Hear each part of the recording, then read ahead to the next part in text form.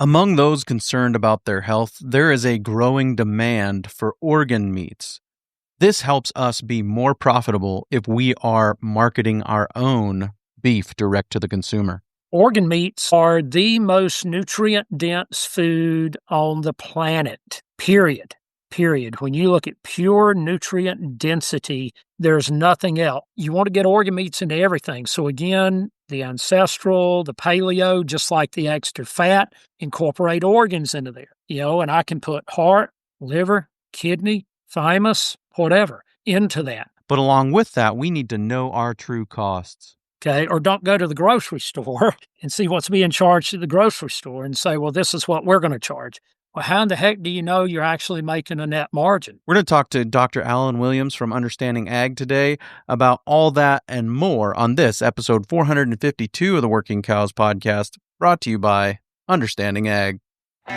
Welcome to the podcast that gives producers a platform to discuss and share paradigm-challenging practices that have increased the effectiveness of their operation and the joy that their families have received from this lifestyle.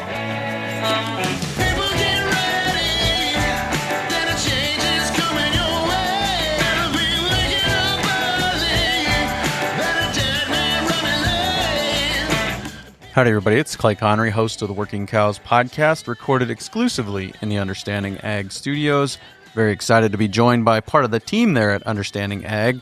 Dr. Alan Williams is joining us again.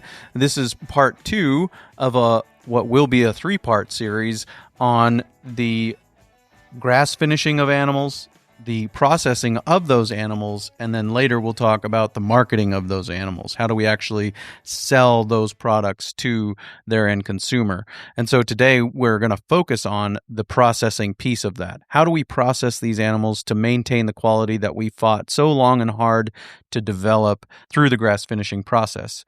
And we will share that conversation with Dr. Alan Williams right after a word from our sponsor today, Understanding Ag. Are rising input costs keeping you up at night? At Understanding Ag, they help producers like you save money and build resilience through regenerative agriculture. Their team of experienced farmers and ranchers will show you how to reduce reliance on costly fertilizers, pesticides, and feed by working with nature, not against it. With proven regenerative practices, you can improve soil health, boost water retention, and increase your land's productivity while cutting expenses. From grazing plans to cover cropping to full system redesigns, they tailor solutions to your land and your goals. Let them help you make the transition from input-intensive, conventional to profit-enhancing regenerative agriculture. Visit understandingag.com and take the first step toward a more profitable and sustainable future. Alan, thanks for joining me today on the Working Cows podcast. Welcome back. Thank you, Clay. It's a pleasure to be back. Well, we had a great response to the last discussion that we had about grass-finished beef or grass finishing animals well, and kind of towards the end of that conversation, we talked a little bit about the importance of marketing and some of the things that you even said, is finding the right butcher, finding the right places, processing these animals to get them processed well. And so I guess I'd say we kind of left that conversation where we had an animal that was ready for processing. We had all these kind of markers that you can look for and say, hey, there's fat deposits here in these locations on the body. We can tell this animal's ready to go. But let's pick it up from there and go, what do we need to be looking for as far as processing is concerned, and then continue on down till we get it on somebody's plate. You bet. So there's actually several things that need to be considered relative to processing. One is, where is reliable and dependable and trustworthy processing located? How far away is it from you? And one of the key things there is there's a cost to deliver those animals, to transport those animals to a plant. And so location from your farm or your ranch matters in that regard. It is going to cost you. And depending upon the number of head that you have to process, let's say I'm hauling 10 head at a time in, or, then I get to spread those transportation costs over 10 head. if it's only 3 head, 4 head, or 5 head, I've still got the same transportation cost to that plant. And now I've got fewer animals to spread those transportation costs over. So the location of the plant can matter. The second thing that matters is the capability of the plant. So you've got to think about what you need on your marketing end. Do you need USDA inspected beef? If so, then you're relegated to USDA plants only. If you do not, if you are essentially selling, a custom exempt animal, you're selling the live animal technically to the customer, and they're responsible for the processing and the processing cost. Then you could go to a custom exempt plant or a state inspected plant. So you really need to know that and to answer that yourself as a producer and as a finisher. Or what route are you going to take in terms of your marketing? If you're going to sell wholes and halves and that type of thing, then either going custom exempt or state inspected is probably the best route. But if you're going to sell in retail portioned ready cuts, and especially if you're going to sell across state lines and you are thinking about trying to sell some wholesale through retail grocery, health food stores, restaurants, things like that, then most of them are going to want a USDA inspected and passed product. So those are things that as a finisher and a marketer, you have to be acutely aware of and know how you're going to try to market. And here's the deal. Once you go one route or another, you're sort of locked in, especially if you go the custom exempt or the state inspected route, you're locked in. You've automatically shut yourself out of, other markets that you potentially could have through having your animals USDA inspected at a USDA plant. The third thing you've got to consider is the cost. What are the processing costs for that plant? And you need to be really cognizant of this and really careful in terms of making sure that you fully understand the total cost for your kill, your processing, and any further processing. The way that a lot of plants operate, they'll have a kill fee that they charge you for, or a slaughter fee, whatever they want to call it, for actually knocking that animal in the knock box. And that can be quite variable from plant to plant. Then they will have a per pound processing fee. And that also can be highly variable. And what you need to be aware of is that per pound processing fee is not based off a finished sellable retail product. It is based off of the hanging hot carcass weight. So that's really important to know. You're going to pay a processing fee based off the hot carcass weight, or other terms for it that people may recognize would be rail weight or hanging weight, and not the finished weight that you receive to sell to your customers. So you've got to make sure you're accounting for that in calculating out the total cost of your processing.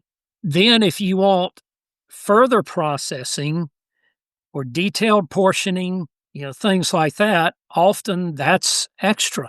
That's on top of their normal fabrication or processing fee. So again, be super careful about reading the details of the price sheet from that processor and make darn sure you're asking them questions for clarification so that you're not caught unawares or surprised by the actual processing and further processing cost when you get that bill. And oh, by the way, the plant's not going to let you pick up your product until you pay the total cost of processing. So basically, they have your product captive until you pay for it. So those are some of the first things that you want to be aware of. They are very, very important, and things that are going to absolutely impact your bottom line and how you're going to price your end product. And here, after a while, after we go through a number of other things, we'll talk about that. How do you determine ultimately how to price your product? So those are the initial things, Clay, that they need to be aware of. Yeah, very good. And I think, are you aware of, or have you dealt at all with the CIS system for the processing and the labeling? It's Cooperative Interstate service or whatever it's called, where I think there's 29 states now that you can ship. You can ship beef if it's processed in one of those states to another one. That's another consideration as well, right?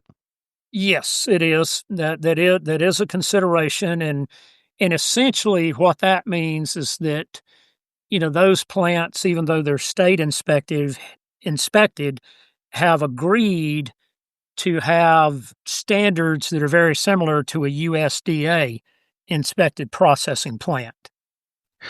And then, do you think it's worth? I mean, would you want to have a consistent thickness on your ribeyes, or would you want to have a variety and say, hey, here's 1.25 inches, here's 1.5 inches, or whatever thickness you want? How have you approached that? So that's a very good question, and obviously that's going to lead into probably our next topic as to the capabilities of the plant and exactly how you want your carcass fabricated. To be honest with you, if you do not specify, what most plants are going to do is they're just going to, portion those primals up, and you will end up with various size ribeyes, strip steaks, tenderloins, sirloins, that type of thing. I would really not advise that, to be honest with you. I much, much prefer portioned cuts to where I've got consistency, uniformity, and continuity in that. That's a much easier sell to the customer base. They know what to anticipate. They know what they're getting, versus one time when they buy from you, they get a ribeye that's 6 ounces, and the next time they get a ribeye that's 14 ounces. As a customer, you really don't want those types of surprises.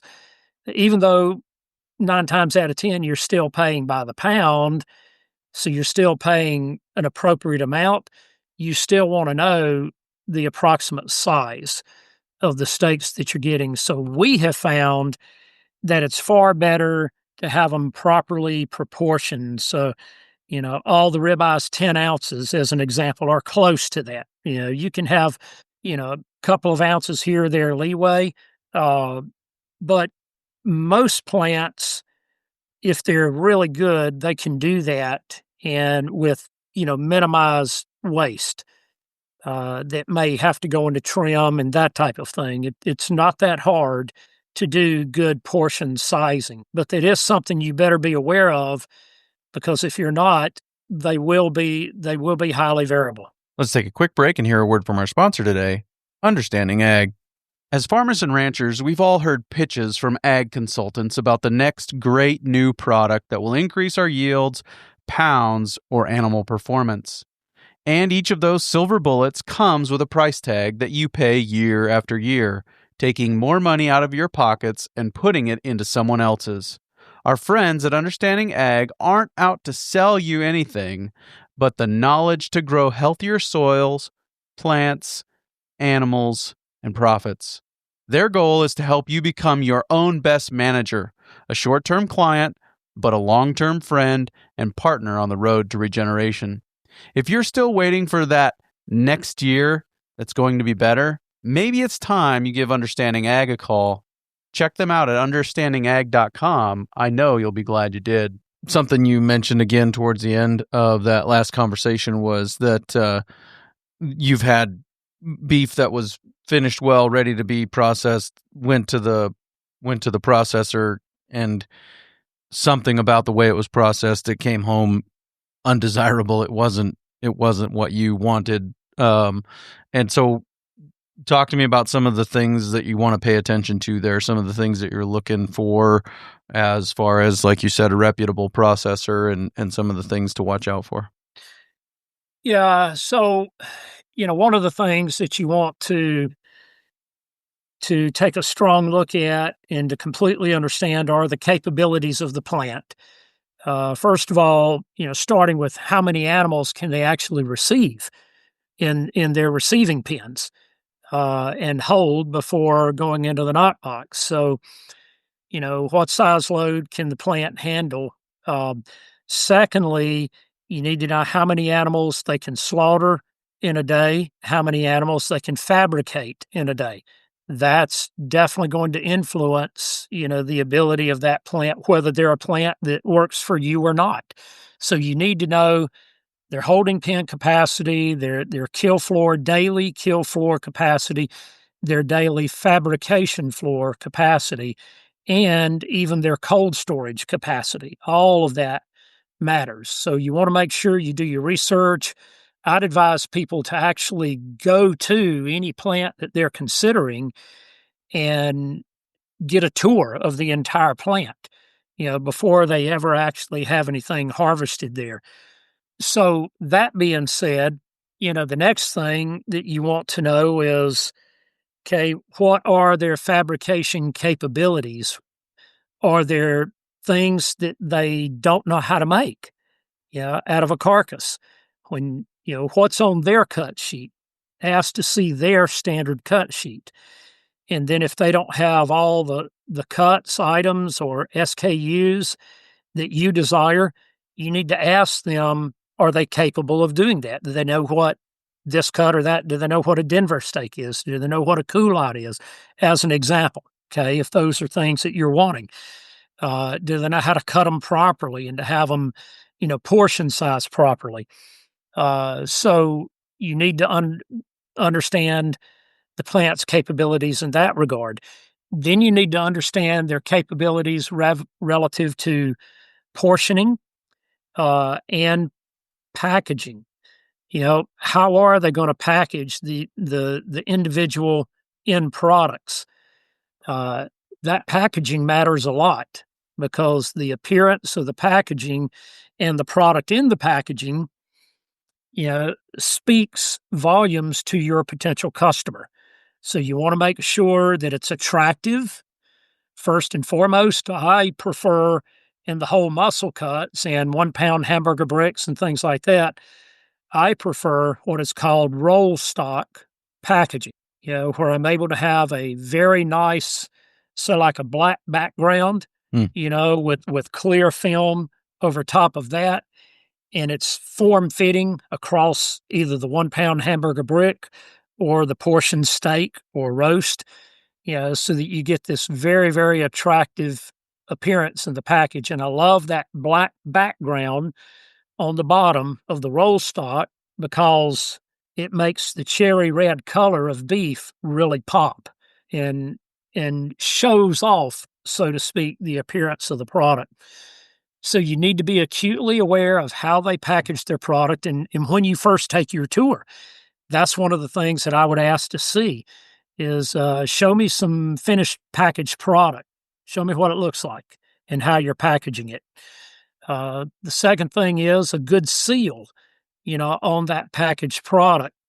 Product that is not sealed very well will have a significantly shorter shelf life, even in the freezer, and especially in the freezer. It'll have a shorter shelf life. It's going to freezer burn much more quickly if it's not sealed very well. So those are things that you definitely want to consider, when you're looking at a plant and in terms of their capabilities. Now, when you're having that animal fabricated, I would advise you, until you know exactly what your customers want, don't go crazy. A beef carcass I can fabricate into as few as under 20 SKUs or individual items, or over 50. So anywhere from under 20 to over 50 is my option there. And I've seen a lot of people make the mistake early on of going crazy and having 30, 40 something different SKUs, that they're trying to market and sell. And that is not really a good idea initially. Keep it simple, keep it basic until you know your customer base, and then you can branch out a little more and gradually add some additional SKUs. Yeah, right. And then because you're going to end up with things that don't sell as well, things that do sell better, and you want to do more of what sells better and less of what doesn't sell better, right? I mean, that's essentially it. Because, if you've got a roast plugging up freezer space or whatever it is, plugging up freezer space, it might as well have gone into ground beef because that's oftentimes going to sell, right? It's going to be easier to move than most other things that are more niche and things that you maybe even have to do some education on what is this thing and how does how do you cook it. So that's a heavy lift if you've got to educate them before you can sell it. And so, not saying you can't do that, but it is something that you want to think about before you go and make, like you said, 50 SKUs instead of however many, 20 or whatever. So, and I think that what you were talking about as far as knowing the capacity and the capabilities of the plant, because if they're unable to process everything you take in there in a timely manner, it's going to end up affecting the end quality. Is that part of what the consideration is there? Yeah, it is. There's a whole lot of things that can affect the end product quality that can happen at the plant, and even on their transport to the plant. So we have to be aware of that. So let's start back at the farm or ranch. When you're getting these animals very close to harvest and ready to transport to the plant, then make sure it's really good. This is where adaptive grazing can be so important, to where you're moving them daily and even multiple times a day during the finishing phase while they're grazing. They become very calm. They become very used to you, responsive to you. Nothing really bothers them because they trust you versus, those that are moving them once a week, once a month or whatever. Those animals are not quite as calm, not quite as responsive. So that can make a difference. And then I would advise, handling them very calmly and quietly. When you gather them, you run them through your corral to put them on the trailer. And I would provide water to them up until the very moment that you load them on the trailer. I would load them very quietly and calmly on the trailer. And we find that most of the time it's far better to haul them at night and transport them at night to the plant. We often like to get them to the plant, early morning before they start their next shift. And that way, the cattle seem to stay a little calmer at night. But also, if it's summer, then you're hauling them at the coolest part of the day, and they're not subject to temperatures and in the middle of a hot afternoon and that kind of thing being transported. And even gathering, to load. I like to do that in the evening. Again, when the temperature's lower, and the cattle are just going to be a little calmer at that point in time. So, and then transport them carefully, to the plant, not recklessly. You don't want to create bruising and that type of thing while you're transporting them to the plant. And then once you get them to the plant, you want to make darn sure that their personnel aren't coming out there with hot shots in hand, or poking them, prodding them, because every time they prod them, that can bruise them, and cause you to have trim loss on that animal. So preferably, if they have to use anything at all, a stick with a flag, on it is about all you want to use. And And this is where, again, when you first check a plant out, you want to ask to go see their receiving pens and see where the cattle are offloaded. And then you walk up there to where the cattle would step off of your trailer and you look down that alley. Do you see anything that might spook your cattle or cause your cattle to not want to get off the trailer? Is it well lit? Are there a lot of dark areas that the cattle don't want to go to? That type of thing. So you want them to offload quickly and easily and calmly because you want them to still remain calm. One of the things we have to think about is that, animals that get really, really nervous, they're gonna have a higher likelihood of being a dark cutter, and releasing, stress hormones, those adrenal cortisols and that kind of thing. So we want to make sure we keep them very calm and that their staff keeps them calm. And you want to make sure that, again, when they put them in a holding pen, there's water available in that pen. And if they're going to hold them longer than 24 hours, there needs to be feed and hay available to those animals as well, or at least hay. So those are some of the things you want to consider. You want the plant personnel, when that animal is going to be moved from the pen to the knock box, to handle that animal once again calmly, quietly, gently. Be patient. And for that reason, the first time my animals are moved from the pen into the knock box, I would prefer to be there to see just how do they handle animals and see how those animals respond in the knock box. The second thing you need to be aware of is their chill process.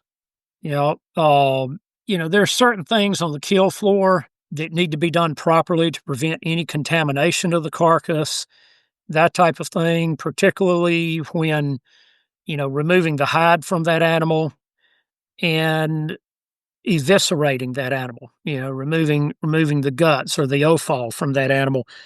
You want to make sure that the plant does an excellent job of that. They're preventing any kind of, foreign material, hair, manure, dirt, mud, anything like that touching the carcass, the exterior of the carcass. So that means the hide should always be folded out and away from the carcass as they're skinning that animal. And when they're eviscerating that animal, you want to make sure they're doing a good job. They're not piercing through the rumen or any intestines, anything like that, so that you don't have any leakage from the offal onto the carcass of that animal. And then that they're doing a good job of spraying that carcass down before it goes into the chill cooler. Now, you really want to make sure that you have that animal well finished, because the back fat actually protects that animal during the chill down process in the chilling cooler.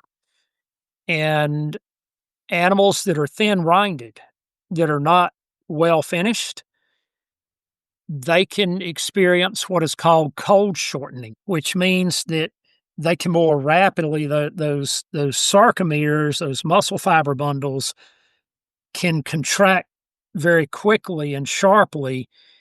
And when you get cold shortening, you don't get good resolution of that or relaxation of those sarcomere contractions. And so that means cold shortening means that you can have a tougher than normal end product. And that was really your fault, not the processor's fault, okay? Because you didn't have enough rind or cover on that animal. You didn't get them well finished. Because the job of the chill cooler, that temperature's got to be kept constant.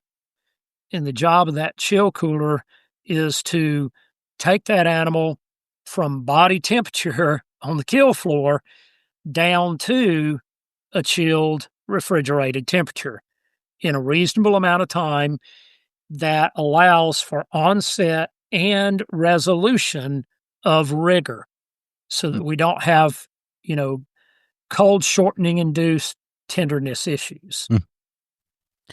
Yeah, very good.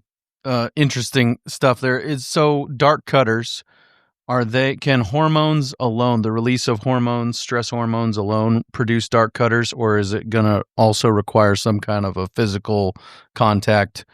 I don't know what you would, the uncharitable word would be abuse, but I'm not sure what other word to use for it. Well, certainly abuse can lead to that, but uh, you know the principal cause is some type of stress. Hmm. Whether it's actual abuse or just animals that have always been temperamental because you didn't do your job back on the ranch. Getting those animals used to you and get those animals used to pens and things like that. If they've been a range animal their whole life, how do you expect them to act?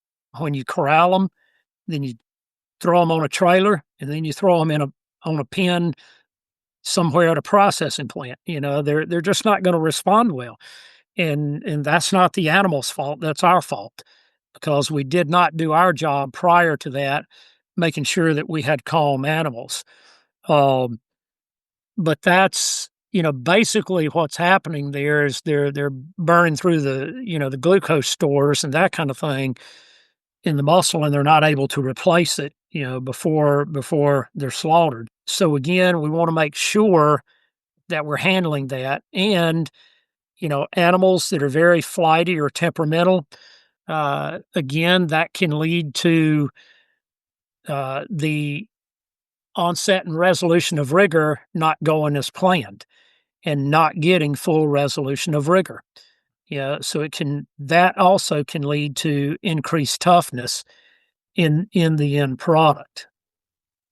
Yeah, and I don't know if it's just me and I'm biased because it was the first animal I ever hauled to the processor for myself or what, but I know the best tasting and most tender animal I ever had was one that never took a bite of grass more than a mile from where he was born, and he was moved, every 2 days to 1 week throughout his whole life, and was on a majority forage diet until all the way through his life. The last 30 days, he got some grain here and there, but he was on never more than probably 20% of his daily calorie needs. It was always hay bales available in the pen with him, and I just think a big part of why that animal tasted so good was because of the lack of stress in his life throughout the whole life, and he was used to us. And I think that one way to make it even better, Dr. Tom Knopfsinger oftentimes will encourage people to practice with their animals, run them through the chute, load them on the trailer, unload them on the trailer, so that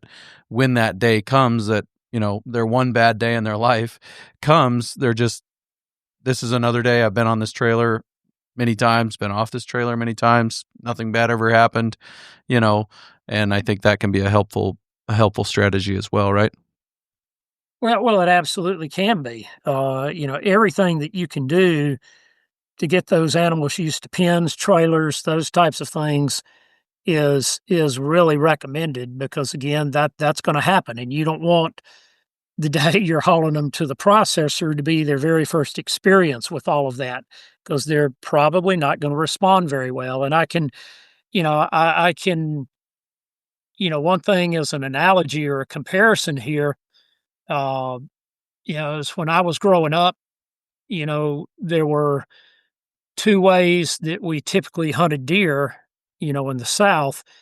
One was, still hunting or stand hunting, and your butt was parked in the stand and you waited for deer to come by you. The other, there was always a dog season, and you would run deer. And it was very, very evident. The deer that you shot from a stand, or even still hunting, stalking, they didn't know anything had happened to them. They were very calm, all of that. But the deer run by the dogs, particularly those deer that had been run a good little ways before they were shot, that venison was never anywhere nearly as good. I mean, and oftentimes it was like, wow, I don't want to eat this. So again, even in wild animals, that matters. If you're out hunting, the meat from an animal that you kill from stand hunting or still hunting, to where they don't know anything until until you shoot them, and so they have no stress. That meat is almost always going to be far, far better than an animal that's been run quite a bit. Yeah. Yep. I got a couple more questions I think that fit in here before we move on to starting to talk about, how do we actually get this into a customer's hands. And that's one thing I think that maybe we should talk about would be maybe helpful is what do we do with overfinished and underfinished animals? We got a slot, we got an animal, it's either overfinished for whatever reason or it's underfinished for whatever reason. That's just the way it's going to work out sometimes. Do you have any recommendations there? Now, and see, this is where it depends on, are you harvesting once a year, that type of thing, or are you harvesting more routinely? If you're harvesting once a year, then you've got that slot scheduled, well, you've got to carry animals. And so you may end up, and oftentimes will, particularly if you're carrying a load, you probably will end up with some overfinished and underfinished animals in that load. And we'll talk about that in a moment. But if you're harvesting multiple times a year or routinely, then don't send an underfinished animal. Don't. That would be our fault if we did. If I'm harvesting weekly or monthly or whatever, if I've got an animal that's clearly not ready, as we described, in the last podcast, if that animal is clearly not ready, then just hold them to the next month. You don't have to send them. And to me, that would be far more advisable than sending an animal that's underfinished. Okay. Now, an overfinished animal, I worry a lot less about them because we do use a good bit of the fat, and you can also, beef tallow is in very high demand now. And a lot of people are eating higher fat, that are on keto diets, paleo diets, things like that. So I can make things like ancestral burgers, that are much higher fat, 30% plus fat. I can make, beef sausages, hot dogs, things like that are 30+% fat. So that allows me to use more of the total fat. And like I said, then everything else that's left, we can put into tallow and things like that. So I worry a lot less about the overfat animal versus I do the thin rinded animal. Yep. Now, if you have to send a thin rinded animal, realize that and work with your processor on making sure that, on a thin rinded animal, I would prefer that they be shrouded when they're put into the chill cooler. So a shroud is like a great big piece of cheesecloth, so to speak, that just covers that carcass. So it provides an extra layer of protection from cold shortening on that carcass. So if it's thin rinded, I would prefer it to be shrouded when it goes into the chill cooler, better finished. And then make sure that, it's moved into the holding cooler at the appropriate time. The other thing is, don't try to dry age that thin rinded carcass too long. The more back fat they have on them, the longer you can dry age them. But if you dry age them too long and they're thin rinded, you're going to lose an awful lot of retail yield to shrink loss and to trim loss. And so you're going to have a much, much lower yield on that animal, retail sellable yield, as a result of that. So any thin rinded animal, I would advise that you not dry age longer than 7 to 10 days at the very most, and then have that particular carcass fabricated. Now, the ones that have better fat cover, you could 14, 21, 25 days, whatever, is fine with them because they have enough back fat to protect you from excess shrink loss and trim loss. And that's going to be another one of those kind of things that you're going to want to look for in a processor is people that have the time or capacity to let them hang longer, right? I mean, given well-finished animals, we want to be able to hang them as long as possible. And that's the big thing in my neighborhood anyways. I don't know of a local processor that'll let you hang more than 7 days, maybe 10 at the most. But so I think that's another one of those, maybe you find that diamond in the rough that will let you hang on animal longer, and then that will end up with a more desirable product in the end, right? Yeah, and if you are wanting to intentionally do some dry aging, then what you can do is have that carcass fabricated at 72 hours. You really don't need dry aging for your hamburger, okay? That's dry aged hamburger actually can, if you go too far with it, you can end up with hamburger with a musty flavor to it that's off-putting to people. So you have to be very, very careful in that regard. So if you're trying to offer dry aged steaks and things like that, then the truth is it's far better off and far cheaper and easier to fabricate the carcass at 72 hours or so. That's going to produce a very, very nice hamburger product for you. Then take the primals, the whole ribeye primal, whole strip loin, whatever you're wanting to dry age, and dry age just that. Okay. The whole ribeyes, the whole strip loins, so forth, just the whole short loin, just dry age those. And then have the processor, fabricate that out into the individual portion cuts.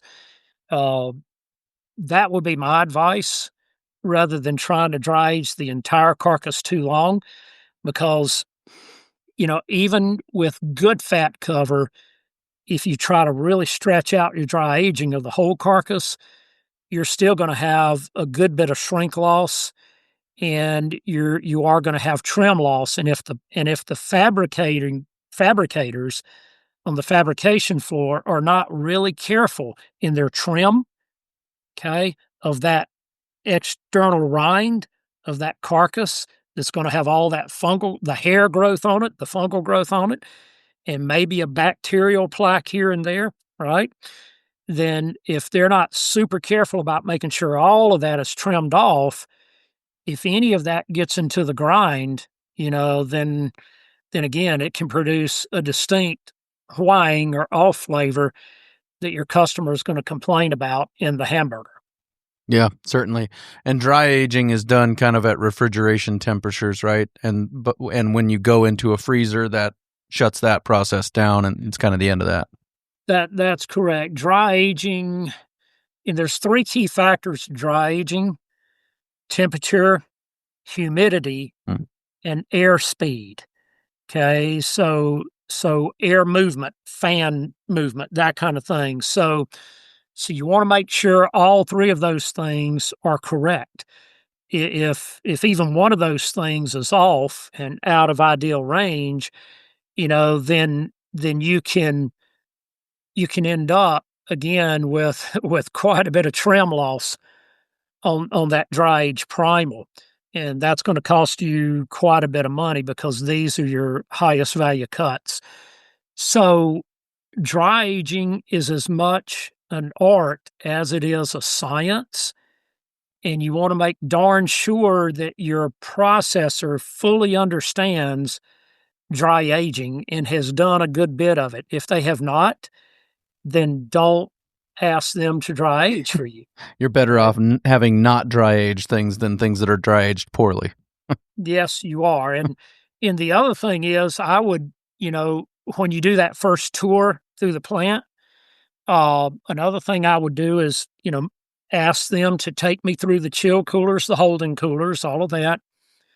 If they've got all of those carcasses crammed in there on the rail and all of those sides of beef are touching each other, don't ask them to dry age for you. Mm-hmm. Because everywhere they touch, they're going to form a bacterial plaque, and that has to be cut out, trimmed out. Okay. So that tells you automatically they don't know how to dry age well. You've got to have space where air can flow completely around every side of beef uninhibited.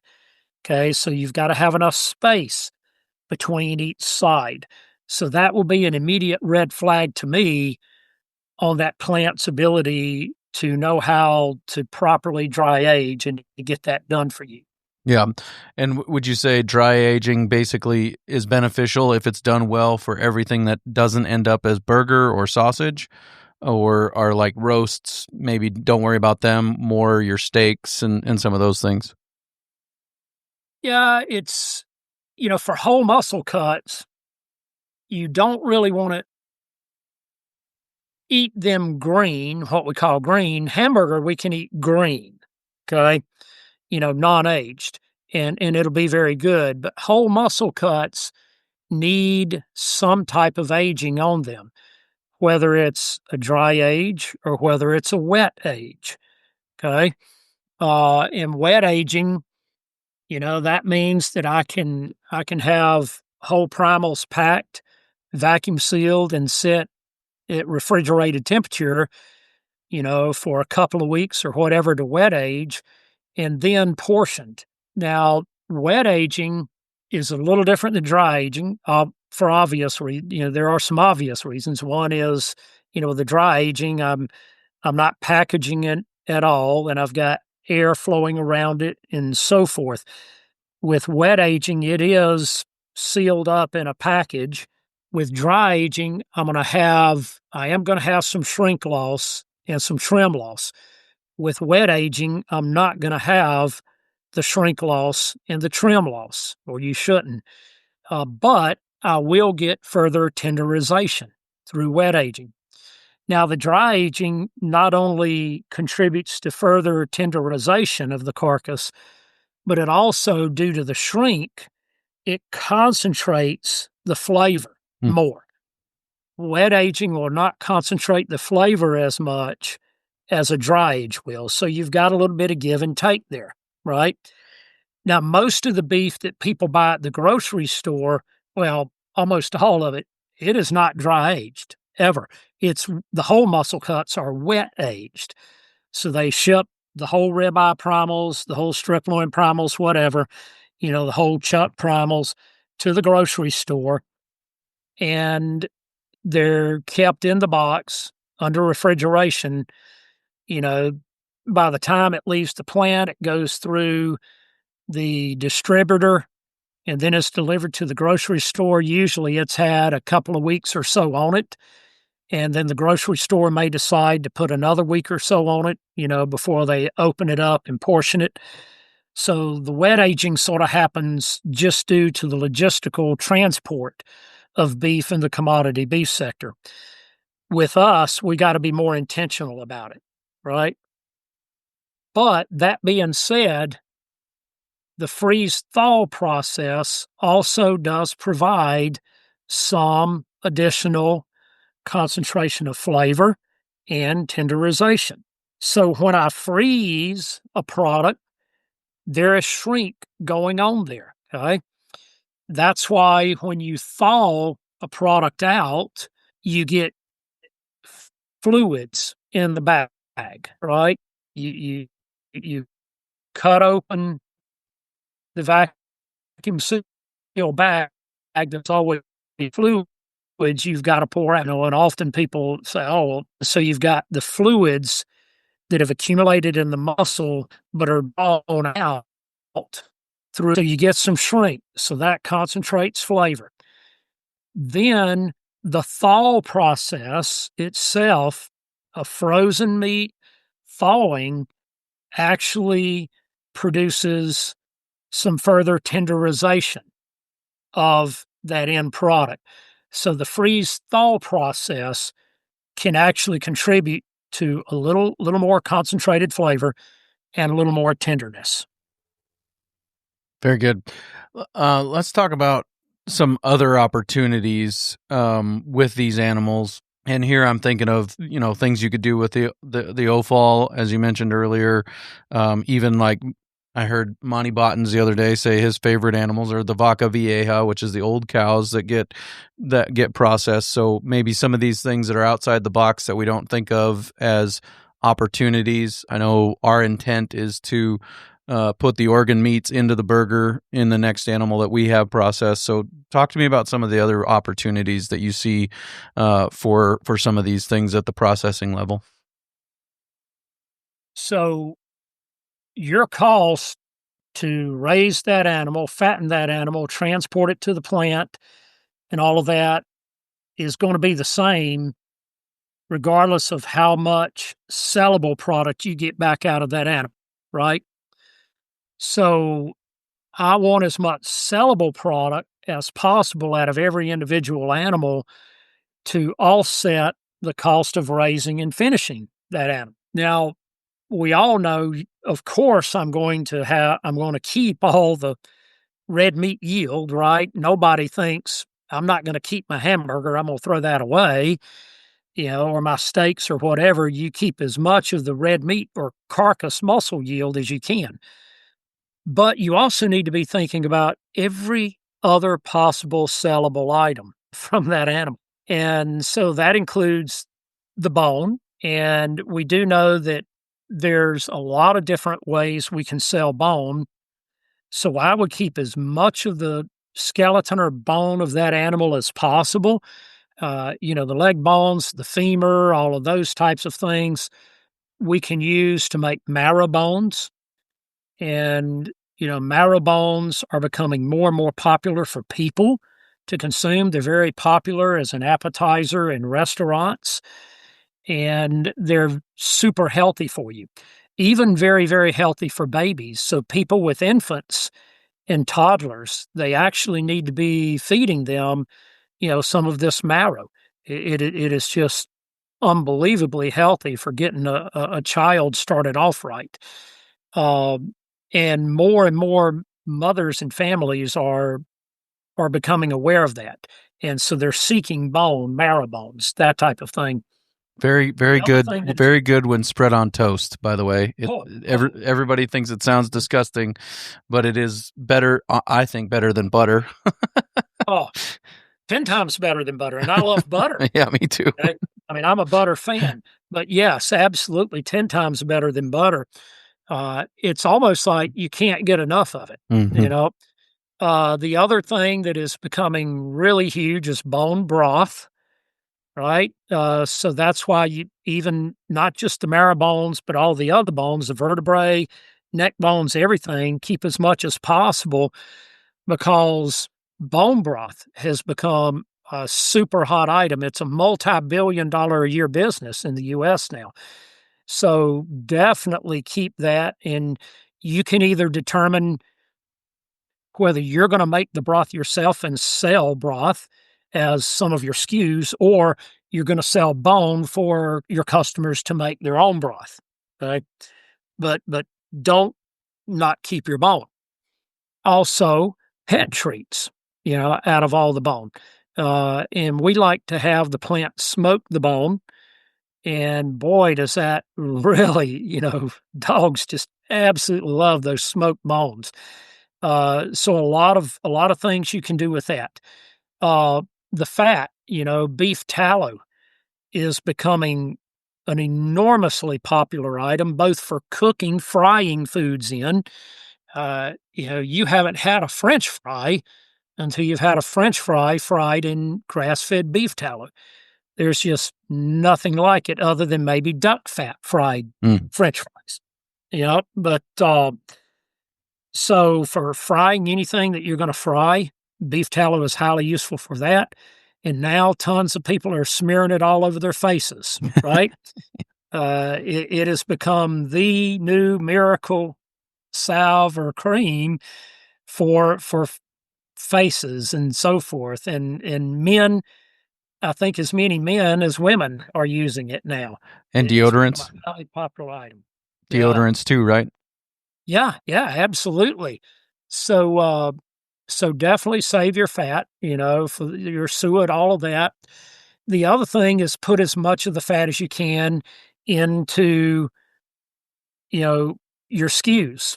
like an ancestral burger or paleo burger, whatever you want to call it, that's high fat, 30%, 40% fat. Put your fat into hot dogs that are 30 to 40% fat, all beef hot dogs, beef sausages, kielbasa, smoked sausage, andouille. There's no end to what you can do with the fat. So Meat really, sticks. yeah, beef sticks, absolutely. You should have no loss of fat. Fat should not hit the floor, okay? You should absolutely plan to use all your fat. And then there's the organ meats. And organ meats are the most nutrient-dense food on the planet, period. Period. When you look at pure nutrient density, there's nothing else. And this is why native indigenous populations, whenever they made a kill, the very first thing they ate were the organ meats and the fat. Okay. That was highly prized. And they would reserve those for the most vulnerable members of their tribes and clans. Okay. So you want to get organ meats into everything. So again, the ancestral, the paleo, just like the extra fat, incorporate organs into there. And I can put heart, liver, kidney, thymus, whatever into that. Now, the key, though, is the right proportion. If you put too much liver, okay, then it can get extremely mushy and it will not hold together at all. Okay, so you got to be cognizant of the percent liver versus the other organ meats versus the true trim, and that type of thing. And we won't take time to go through, those recipes today, but for anybody that wants to learn more about the proportions, they feel free to contact me and we can talk specifics, okay, on recipes and so forth in precise proportions. But that's a great way for people that say they don't like organ meats to sneak organ meats into their diet. And it's a fabulous way to get organ meats into your kids' diet. If you told them we're eating liver tonight or kidney tonight or whatever, a lot of, ew, I don't want that. But if you tell them we're having hamburgers tonight or meatloaf or spaghetti or lasagna, and you're using the organ grind mix to do it, they can't taste it. They don't know the difference. It actually tastes pretty outstanding. I prefer that hamburger over the 100% trim hamburger in terms of flavor profile. The other thing that we do is we make a pet food. Okay, so why feed just people? So we put meats, trim, high fat, and grind up bone. Okay, so ground bone into the pet food, and it's fabulous. Pets just absolutely love it. When we see pets that are on this for just 3 or 4 weeks, pets that had allergies, skin issues, many other issues, joint issues, all of that goes away. It disappears because they're finally eating a really, really good diet. They're finally getting the nutrient density of the organ meats that they need, and they're getting the amount of fat that they need. The vast majority of the commercial dog foods that you feed your dogs don't have near the good fats that they need to have in them, and they don't have near the organ meats that they need to have in them as well. So that's another way. And oh, by the way, that exact same product, we put those into patties. Okay, so it's easy, and the pet owner can keep the patties frozen and pull out however many patties they need for the day for their pets, put them in their dish, let them thaw, and then feed them, right? Very, very easy, very, very simple. And oh, by the way, your pets probably won't let you feed them anything else after you start feeding them this. Well, They're just gonna think turn up about their nose. Right. yeah, just think about how well you would do if all you ate was shelf stable food, and that's what your dog is eating, is What your dog 100% is eating. shelf stable food. Yeah, because it's in the freezer. Right. And now the other thing though is that we now have realized, wow, we need to market these to our customers as well. The exact same product, Yep. the exact same blend, because it's loaded in organ meats, high in fat, and ground bone, which means it's got the bone, the marrow, everything in it, right? And you know what? It is absolutely delicious. I eat it all the time. As a matter of fact, that's become my breakfast sausage that I cook with my eggs. Okay. And it is a nutrient bomb. Okay. So we're calling them nutrient bombs now. And if you want, in a small portion size, power pack nutrition in fat bomb, there you go. You got it all in that one little deal. And it is delicious. So you and your pets can actually eat the exact same thing, and it's good for both of you. Yeah, and another ahead. thing that I know people are doing is the hide, turning the hide into pet treats. I know a guy here locally who's selling rabbit hides, dried out rabbit hides twisted into a knot for $20 a piece. And so there's another pet treat there that is something that's probably going to be wasted, is that hide. We have asked for the hide to be left out back when our animals are processed, and we'll swing back by that later that day and pick it up. And they don't have a problem doing that. And we were just doing it so our son could practice tanning hides. That's what he wanted to do, is flesh it and tan it and all that stuff. But there's another income stream too, when you start thinking there's a lot of weight there in a beef hide for sure, and there's an opportunity for another income stream for sure. Yeah, absolutely. The hide, the ears, the pizzle, okay, all of that, pet treats out of every bit of that. And yes, they love them as a chew, they'll just gnaw on them and gnaw on them. The tongue, we have a lot of people that love the tongue. Cheek meat, don't forget the cheek meat, from your animals. And I love the cheek meat. Oh my gosh. You talk about absolutely delicious, so the cheek meat, all of that can be sold. The brain, everything has value. So, and has a customer base to it.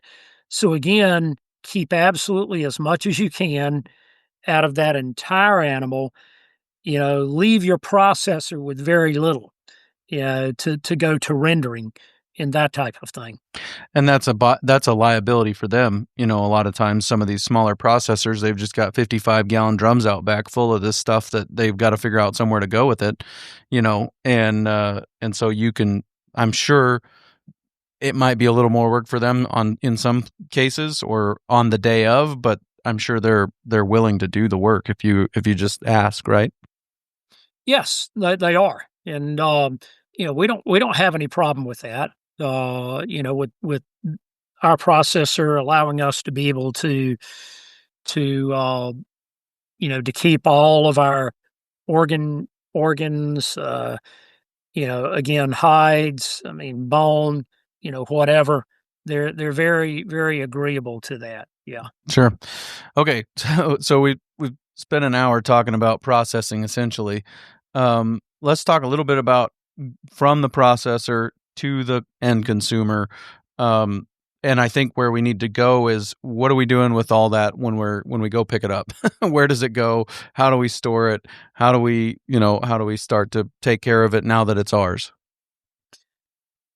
So you've got to make sure you got good cold storage and very dependable cold storage. And I highly, highly advise that it be alarmed.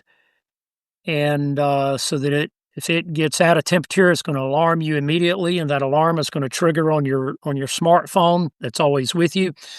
And I would highly recommend that you have a backup generator, that kicks on when anything happens. The worst thing in the world that can happen to you is you've got a lot of inventory in the freezer and a storm comes through and knocks your power out and you lose it all.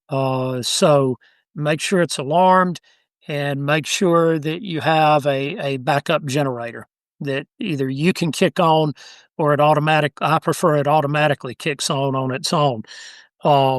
Then make sure that you've got it inventoried well and categorized well, and you know exactly where everything is.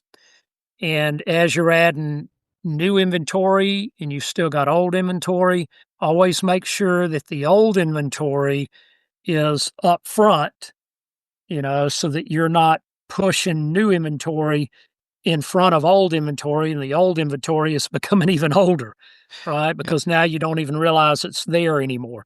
So make sure you manage your inventory well and you're always selling the oldest first, every time. First in, first out. Yeah, first in, first out. The other thing that you want to do is you want to make sure that you understand the proportion, the amount of everything. For every beef animal that you harvest, you're going to have X pounds of hamburger in some form. And typically that's going to be depending on how you have that carcass fabricated, 40 to 50%, okay, of your total retail yield from every animal is going to be grind in some form, hamburger patties, and so understand that. And you've got to understand that the whole muscle cuts are going to vary in number, in size and weight, and in value. So, what we call the thin cuts, like flank steaks, skirt steaks, culottes, hanger steaks, Denvers, whatever, flat irons, all of that, you're not going to get a whole heck of a lot per animal. And so you got to take that into account in your inventory and in how you price and sell things. Unless you're a really big producer and you harvest a lot of animals and you have a really good mix of retail and wholesale sales, it is far, far more advisable that you sell in bundles and not sell individual cuts. Because what you'll find happening if you sell the individual cuts is that you're going to run out of the items that you have very few of to begin with anyway, like flank steaks, skirt steaks, whatever. Those are going to be gone before you know it in the blink of an eye, and then you're done with those until your next harvest. And then you're going to have a tougher and tougher time moving the roast, the stew meat, the hamburger, those types of things. So you either sell shares, where you're selling a quarter, a half, or a whole, and everything's moving in proportion because they're buying a share, or sell in bundles, where they don't have the option, again, unless you're pretty sizable, okay, where they don't have the option of buying, well, I want 2 ribeye steaks, 2 fillets, and 2 flat irons. Don't give your customer that option, okay? Sell bundles, where the bundle is always a mix of grind and whole muscle cuts. And you can alter those bundles to fit the period of the year, and the season, all of those types of things.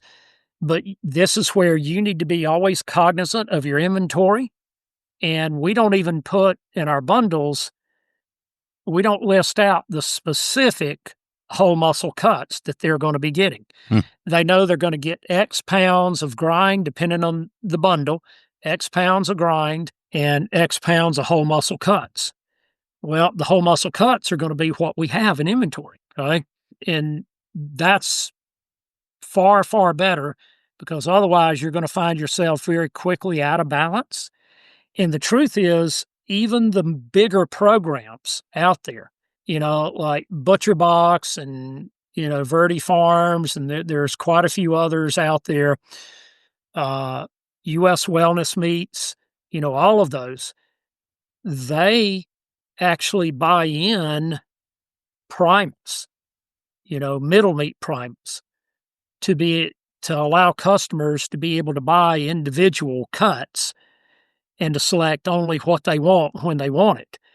So they don't go out and slaughter whole animals all the time to satisfy the middle meat demand.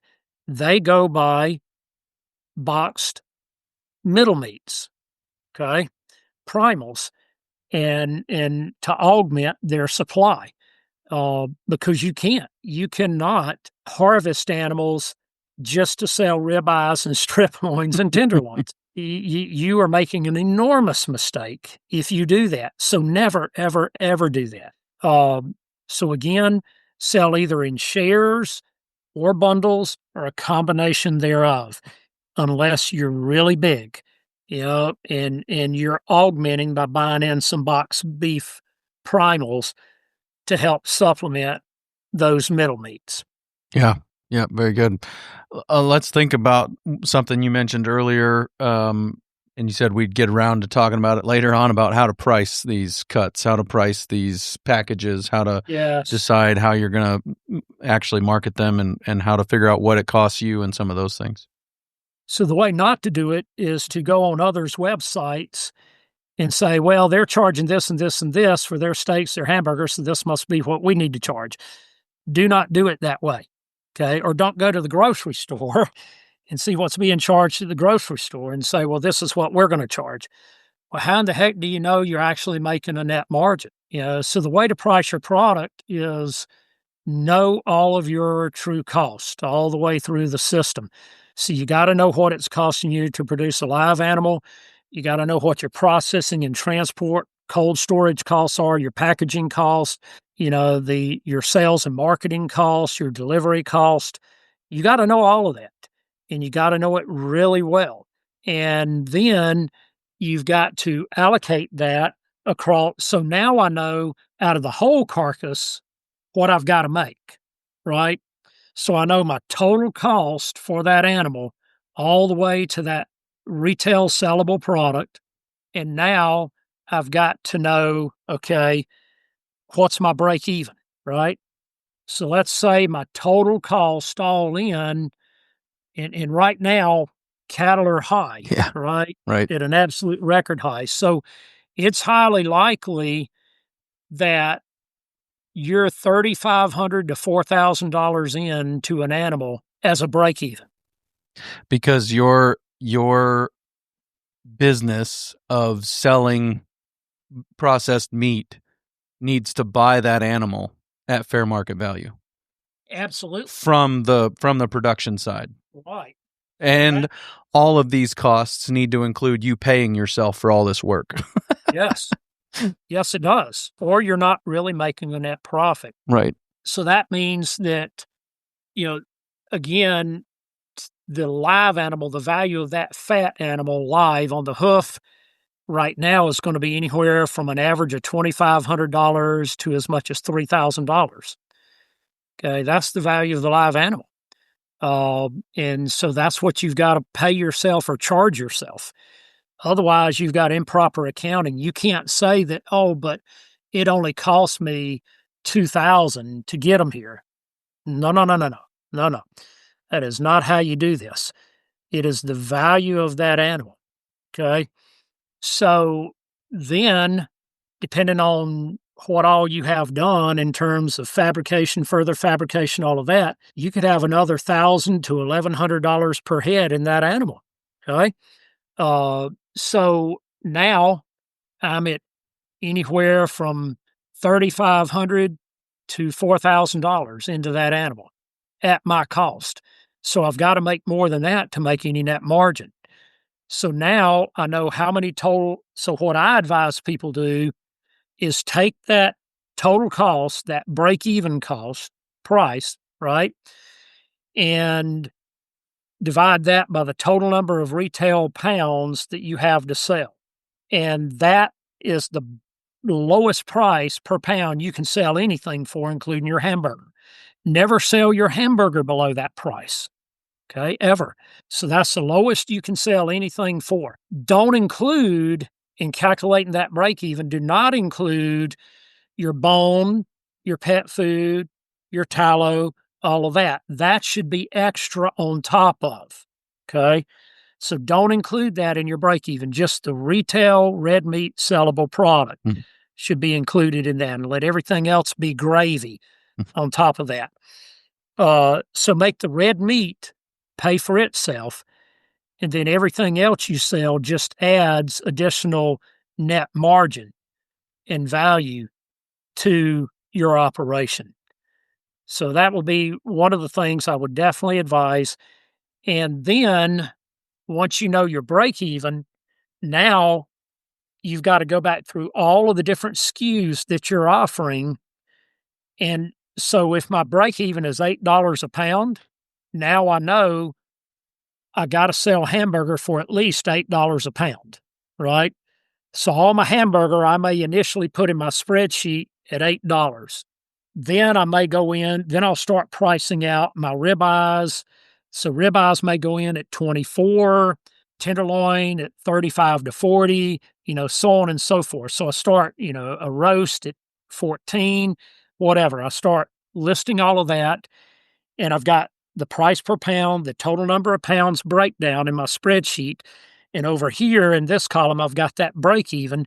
And over here in this column, I've got what I actually assigned as a retail price, right? And then that should add up to whatever percent margin I want to make over my break even. Do I want a 20%, 40%, 50%, 60% net? So this price over here needs to add up to that. If it doesn't, I got to go back through and rework my price per item again, right? Until it does that and it meets that. And then that is what you charge. You have to do that. You can't say, I'm going to charge what other people charge. And then it becomes incumbent upon you and your sales and marketing to convince your customer of the value proposition of what you're doing. And all of these are things that you should consider before you ever start. Because this happens. It's a cattle cycle. It happens in a cycle, right?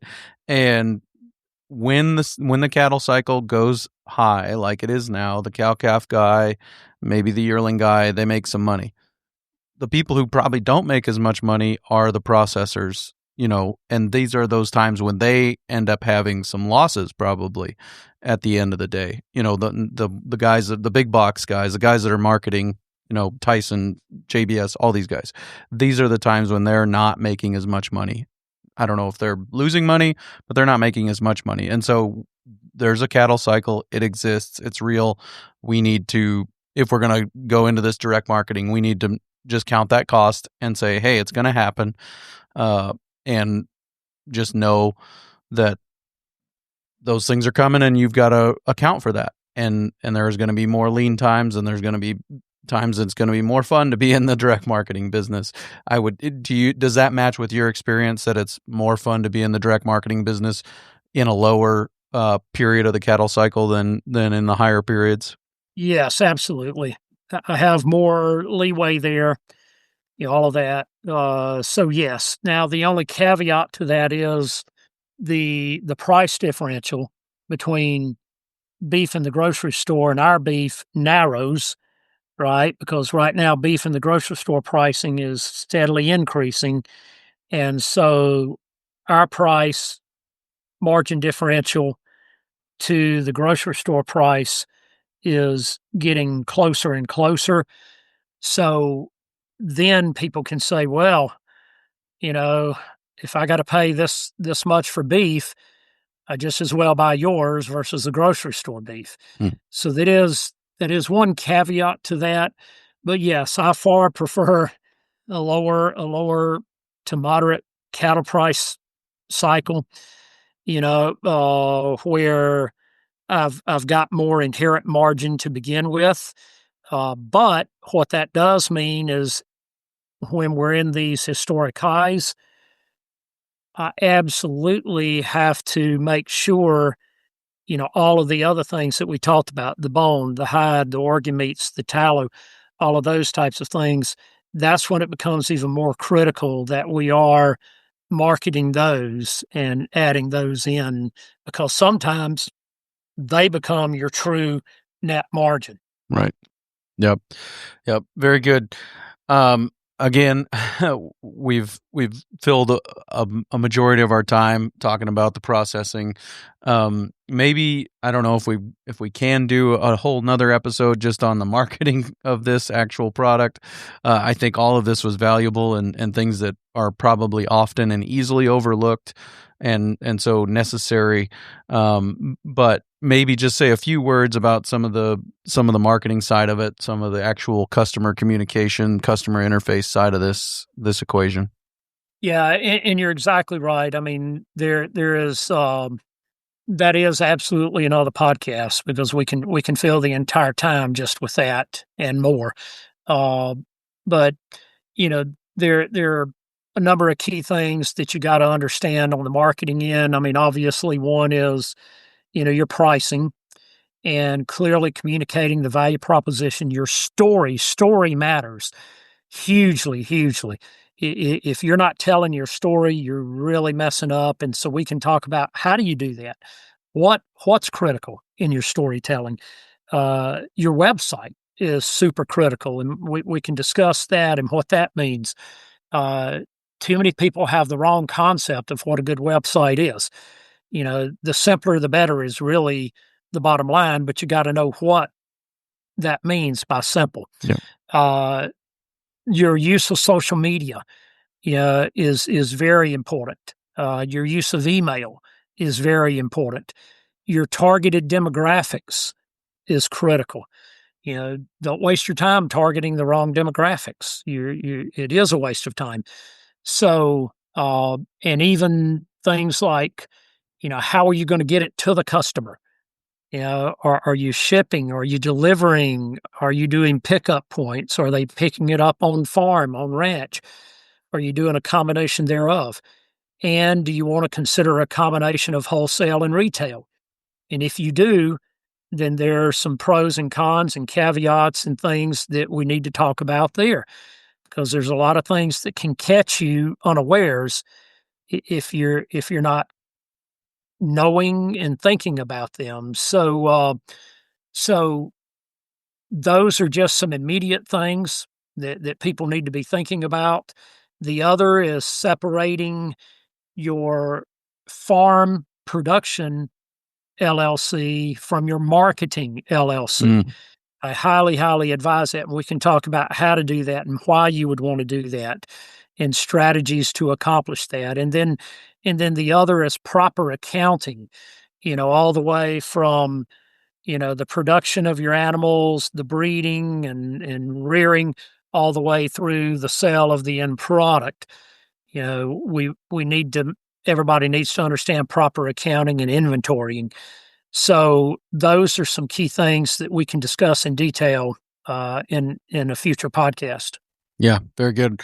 Definitely, we'll look forward to that. It occurs to me that we've got a plethora of books related to grazing, and all of those kinds of things, right? You can name a number of books about grazing.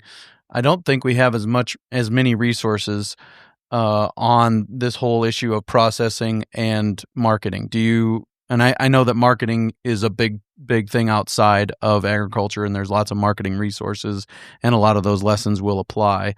But do you agree with that we have more on the grazing side than we do on the processing and marketing side?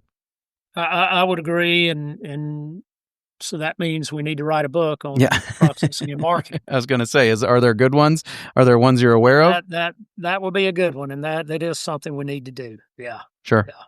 Very good.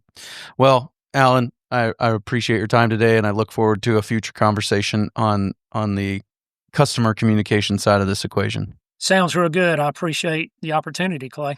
Very good stuff there. Very detailed and focused on the topic with Dr. Alan Williams. Always appreciate the thoroughness with which he approaches these topics and the opportunity to just learn from him as he's been successful in these things for many years and decades, and very, very valuable opportunity there. So looking forward to next week on the Working Cows podcast. We'll be talking to Josh Kirpin again from Kirpin Farms up in Canada, and he is on this journey to help people understand how to lead successful businesses. And he's a guy who's done it. Like, he replaced himself, and now he's out trying to figure out what he's going to do with his time. And what he's doing is coaching people how to do what he did in growing a business that he can replace himself, and being a business owner where he can walk away for up to a year. And so that's what he's doing. And what we're going to talk to him about this time is this idea of leading yourself. How do you lead yourself as a business owner? How do you become somebody who's disciplined and focused and goal-oriented and all those things? So look forward to that coming your way real soon on another episode of the Working Cows podcast. We'll see you then. We invite you to visit workingcows.net to subscribe to the show via iTunes or Stitcher. You'll also find detailed show notes pages, resources from our guests, and the industry leaders who have influenced them. For more ideas on putting your cows to work for you in a more profitable way, tune in next week.